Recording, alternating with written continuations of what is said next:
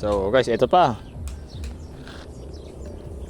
Pahabol sa araw na to guys. Actually, kanina ko lang ito natapos. Umaga. Order ito ni Sir Christian Maniebo. Napansin nyo guys, may dugtungan sa sungay ng Usano, sa handle.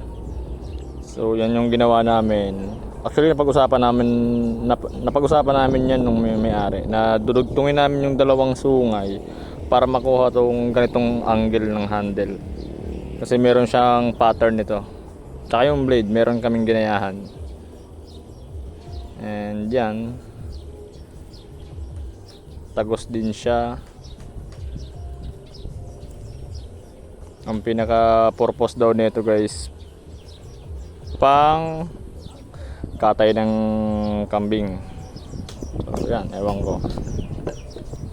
And yung scabbard guys, albino horn.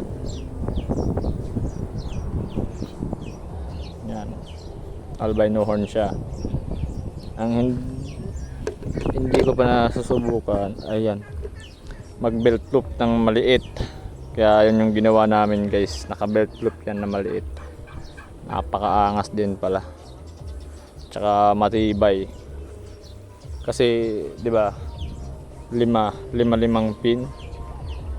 Ako po, hindi na wala nang baklasan 'yan. So, ayan, albino horn. And yan, shoutout kay Christian Maniebo brother, tapos na yung knife mong pangdiinan.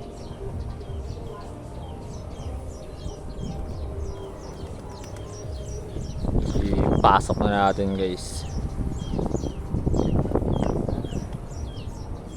Nakikita. Ayun na. So yun yung maliit na yun guys na gap. Nakikita yung knife sa loob. Yung maliit na gap na yun guys, yun yung magpapanatili. Ayan na. Kahit ano siya. Ayoko lang alugin kasi baka mahulog.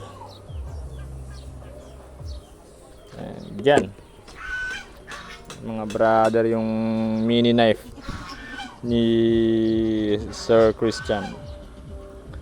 Nag-iingay na naman yung mga gansa, palibasa nag-video.